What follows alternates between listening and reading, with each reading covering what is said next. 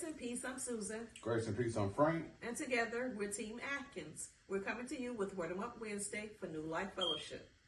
Tonight, Word Up Wednesday is coming from the Gospel according to St. Luke, 18th chapter, verses 35 through 43, the TPT version.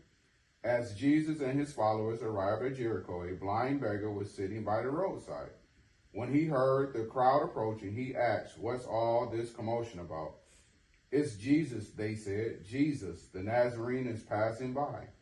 The blind beggar shouted, "Jesus, Son of David, have pity and show me mercy." Those in the front of the crowd scolded him and warned him to be quiet.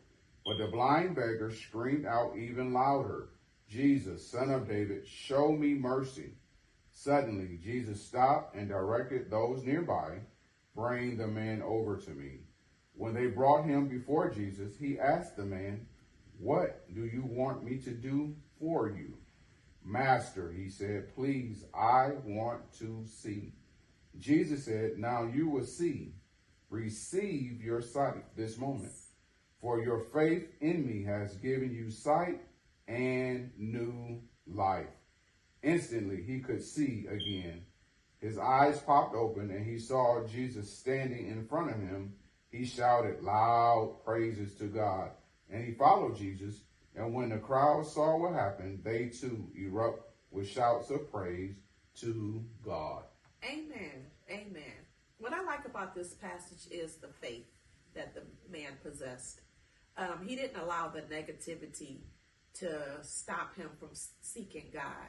I like the fact that even though they were telling him to be quiet, and if you read this same version in the Message version, they tell him to shut up. Mm-hmm. And when they told him to shut up, he got even louder. So he was exercising his faith because he knew he needed to get to Jesus, because he knew that's what he needed. That was his source, and he knew that. So you're saying that his faith began to move God to have compassion on him? Yes. In what area? In his life. It said after he asked, Jesus asked him, "What do you want me to do for you?" And he asked Jesus for his sight. Jesus told him his faith made him whole and that he has new life. New life? New life. New life in this season? New life in this season. That's shouting. Yes, it is. It's shouting. So the man shouted before he recognized his faith was moving? Yes. And then he shouted again? Is that what new life does for you? That's what new life does for me. How about you? So for me, it helps me to move forward in this season to prepare for what's coming next. It gives me energy to shout, and it's giving me energy to know that God is real and present before me. How about you? For me, new life means wholeness. New life means looking forward. New life means letting go of things that are old, things that are in the past.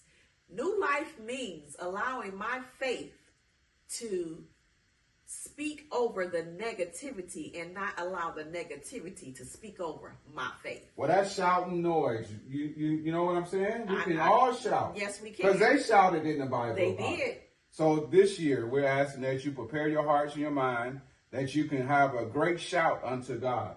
Because the Bible said, lift up your voices. Yes. And as we lift up our voices in this season, God is nearby to where he hears, he knows our voice, and we should be in tune to hear his voice. Yes, we should.